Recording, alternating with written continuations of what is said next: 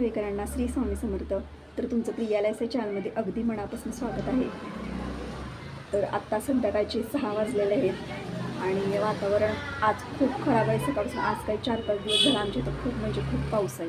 काल तर दिवसभर असं कंटिन्यू पाऊस होता आणि आता सकाळपासून पण पाऊस आहे, पण थोडा नॉर्मल आहे. पण वातावरण खूप खराब झालं आहे. असं आभाळ वगैरे आले, ढग भरून आलेत. पण कसं असतं, पावसाळा तर अजून सुरू झालेला नाही. पावसाळा जून-जुलैमध्ये, जूनपासून म्हणजे पुढच्या महिन्यापासून पावसाळा वगैरे सुरू होणार. तसं मे महिन्यापासूनच सुरुवात असते थोडंफार. पण यावेळेला खूपच जास्त पाऊस झाला बघा. पुण्या साईडला सुद्धा खूप पाऊस झाला आणि आता आमच्याकडे पण 2-3 दिवस झाला नुसता पाऊस पडायला लागला. फक्त आजच थोडा कमी आहे. सकाळपासून होताच, पण दुपारनंतर परत कमी झाला. आणि मेन म्हणजे लाईटचा खूप प्रॉब्लेम आहे. सकाळपासून लाईट गेले, अजून लाईटच आली नाही. तर म्हटलं, सकाळी मी जॉबला वगैरे गेले, दुपारी घरी आल्यानंतर फ्रेश वगैरे झाले, जेवण केलं आणि त्यानंतर थोडेफार घरातली कामं वगैरे केली. मग आता खाली जा वगैरे गेल्यानंतर तुमच्यासोबत थोडंफार रुटीन वगैरे माझं शेअर करणार आहे. तर तुम्ही व्हिडिओला शेवटपर्यंत बघा. तर खूप दिवसानं मी आज रुटीन शेअर करायला लागल्या, कारण मी खूप दिवस झाले माझे ब्लॉग वगैरे मी टाकलेलं नाही, माझं डेली रुटीन वगैरे काहीच टाकलेलं नाही. तर म्हटलं आज थोडंफार प्रमाणात संध्याकाळचं वेळ आहे माझ्याकडे, तर करूया म्हटलं. तर मी आता संध्याकाळचं रुटीन तुमच्यासोबत शेअर करते.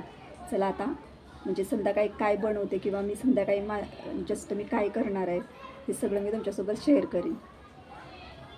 दुपारी मी ऑफिसवरून आल्यानंतर मी थोडा वेळ झोपले होते. म्हटलं निवांत थोडा वेळ झोप काढावे, कारण बाहेर तर नॉनस्टॉप पाऊसच होता. त्याच्यानंतर मी 4:45 वाजता उठले आणि बाहेर पण मस्तपैकी पाऊस पडत होता. तर म्हटलं काहीतरी गरम बनवून खावं. तर मला मॅगी खायची इच्छा झाली. शक्यतो मला मॅगी आवडत नाही, पण म्हटलं आज मला का कोणास ठाऊक पण खायची इच्छा झाली, म्हणून मी तर मॅगीच बनवली. तर त्याच्यानंतर मी फ्रेश वगैरे झाले आणि म्हटलं झटपट पण होते मॅगी. तर मी अशा पद्धतीने मॅगी बनवली. मला जास्त मॅगीमध्ये कोणते मसाले आवडत नाही. मला टोमॅटो वगैरे असं काहीसुद्धा आवडत नाही. मला नॉर्मलच पदार्थ आवडतात. मला मसाल्याचे कोणतेच पदार्थ जास्त आवडत नाहीत. तर मी तर नॉर्मलच जे मॅगी मसाला असतो आहे ना, तो त्याच्यामध्ये टाकून मी नॉर्मल अशी पद्धतीने मॅगी बनवली. तर तुम्ही सर्वांनी पण या मॅगी खायला. आणि त्याच्यानंतर मी टेरेसवर जाऊन तुमच्यासोबत थोडं बोलले आणि त्याच्यानंतर मी जेव्हा खाली आले ना, त्याच्यानंतर ते रुटीन आहे बघा माझं. तर नंतर घरात म्हणजे 7 वाजले होते. तर घरातली थोडीफार मी कामं वगैरे केली, जी नॉर्मल झाडू वगैरे मारला. त्याच्यानंतर म्हणजे 6:30 वाजता मी खाली आले, झाडू वगैरे मारला आणि म्हटलं देवाला दिवा वगैरे लावावा. कसं असतं, संध्याकाळच्या वेळेला देवाला दिवा वगैरे लावल्यानंतर आपल्यालासुद्धा खूप छान वाटतं आणि कधी पण देवाला दिवा हा असावाच. आणि त्याच्यानंतर मी संध्याकाळचं जेवण करण्यासाठी इथं तयारी करत होते. तर म्हटलं आज काहीतरी बनवावं, कारण मीच आज जेवण बनवणार होते. तर म्हटलं काय बनवायचं आधी माझा विचार सुरू होता.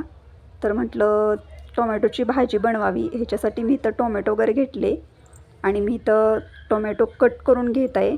तर आता टोमॅटोची भाजी बनवताना पण मला नॉर्मलच कुठली पण भाजी असेल ना, त्याच्यामध्ये मला जास्त असे मसाले वगैरे आधीपासूनच आवडत नाहीत. त्याच्यामुळं मी टोमॅटोची भाजीसुद्धा नॉर्मलच बनवणार आहे इथे. तर मी ते म्हणजे आपल्या घरामध्ये जेवढे व्यक्ती असतील त्याच्यासाठी आपण भाजी बनवणार असेल तेवढे तुम्ही टोमॅटो घेऊ शकता. तर मी ते एवढे 5-6 घेतलेले टोमॅटो बघा. आणि ते टोमॅटोचे मी छोटे त्याचे कट करून घेते असे पीस. आम्ही शक्यतो टोमॅटोचे मोठे मी कधी कट करत नाही, एकदम छोटेच कट करायचे. त्याच्यासाठी ते खाताना वगैरे भाजी वगैरे त्याची छान लागते. मी कधी पण करून बघा. तर मी ते टोमॅटो वगैरे कट करून घेतले आणि कधी पण टोमॅटोची भाजी बनवताना नेहमी ना अशी एक पान तर तुम्ही ते टोमॅटो स्वच्छ धुवून घ्यायचे. त्यामुळे काय होतं, तर त्याच्यातून जो आंबटपणा असतो ना, तो म्हणजे कमी होतो बघा. कारण टोमॅटो कधी आंबटसुद्धा असतात. त्याच्यामुळे आपण जर असं 1-2 पाण्यानं धुवून घेतलं ना, की त्याच्यातला आंबटपणा कमी होत जातो. तर मी अशा पद्धतीने ते टोमॅटो वगैरे कट केलेले टोमॅटो धुवून वगैरे घेतले. तर आता म्हटलं ह्याची भाजी बनवावी. ह्याच्यासाठी मी कढईमध्ये थोडासा म्हणजे एक नॉर्मल तेल वगैरे घातले आणि जे आपण कांदा वगैरे असतो ना, तो मी कांदा आधीच तेलामध्ये टाकला होता आणि त्याच्यानंतर मी त्याच्यावर वरून टोमॅटो वगैरे चिरलेले जे माझे टोमॅटो होते ना, म्हणजे मगाशी मी तर ते त्याच्यामध्ये टाकून घेतले आणि त्याच्यामध्ये नॉर्मल थोडा वेळ एक 5-10 मिनटं चांगलं परतून वगैरे घेतलं आणि त्याच्यानंतर त्याच्यात लाल तिखट, त्याच्यानंतर त्याच्यामध्ये मी शेंगदाण्याचा कूट वगैरे टाकून घेतला आणि अशी व्यवस्थित भाजी वगैरे पण बनवून झालेली आहे आपली टोमॅटोची. तर तुम्ही अशी पद्धतीने नक्कीच करून बघा. तर त्याच्यानंतर बाहेर पण पाऊस कंटिन्यू सुरूच होता. तर म्हटलं काहीतरी बनवावं, तर म्हटलं आज भजी बनवावे. ह्याच्यासाठी मी इथं कांदा कट करून घेतला, पण मला कांदा कट करताना इतकं डोळ्यातून पाणी येताना नको वाटतं. मला कांदा कट करायला अजिबात आवडत नाही. त्याच्यानंतर कांदा कट करून घेतल्यानंतर कधी पण ना आपण जेव्हा कांदे भजी बनवतो तेव्हा तो कांदा कधी पण सुट्टा करून घ्यायचा असा, एक एक त्याचे पीस वेगवेगळे झाले पाहिजेत. अशा पद्धतीने मी करून घेतले बघा. ते सुट्टे वगैरे करून घ्यायचे कांदे एक एक व्यवस्थित कट केलेले आपण. आणि त्याच्यानंतर त्याच्यामध्ये मी ओवा टाकून घेतला. तर तुम्ही चवीपुरता तुम्हाला जेवढा हवा असेल तेवढा तुम्ही ओवा हा कांदे भजीमध्ये टाकायचा. आणि त्याच्यानंतर मी ह्याच्यामध्ये खायचा सोडा टाकलेला आहे बघा. तर चवीपुरता तुम्हाला जेवढा हवा असेल जेवढा जणांसाठी, तर मी थोडेसेच बनवणार आहे मी हे कांदे भजी. त्याच्यामुळं मी थोडेसे म्हणजे आम्ही जेवढे जण घरात आहे त्यांना जेवढे लागतील तेवढं मी इथं सामान घेतलेलं आहे. तर अशा पद्धतीनं मी त्याच्यामध्ये खाण्याचा सोडा आणि ओवा वगैरे टाकला आणि जे आपलं तिखट मिरची वगैरे असते आणि त्याच्यानंतर हे सगळं मी मिक्स करून घेतलं. कांदे वगैरे सुट्टेच करून घ्यायचे कधी पण, हे लक्षात ठेवा कायम. तर त्याच्यानंतर मी ह्याच्यामध्ये नॉर्मल मीठ वगैरे टाकलं आणि कधी पण ना कांदे वगैरे असं 5 मिनटं मिश्रण म्हणजे करून ठेवायचं. आणि कधीच ह्याच्यामध्ये पाणी घालायचं नाही. आपण जेव्हा कांदे भजी बनवतो त्यावेळी ते ज्याच्यावरून जे पीठ वगैरे टाकणार असतो बेसनचे वगैरे, तर त्यावेळेला आपण त्याच्यामध्ये पाणी वगैरे टाकायचं नाही. त्याच्या आधी काय होतं की आपण कांद्यामध्ये कधी पण ना असं नॉर्मल मीठ टाकून घ्यायचं. ह्याच्यामुळे त्या मिठाचं कांद्याला पाणी सुटतं, म्हणजे कांदा थोडा ओलसर होतो. त्याच्यानंतर तुम्ही 5-10 मिनटानं ह्याच्यामध्ये पीठ मिक्स करा. आणि पीठ जेव्हा आपण मिक्स करतो त्याच्यामध्ये पाणी तुम्हाला जर हवा असेल न कळतच टाकायचं.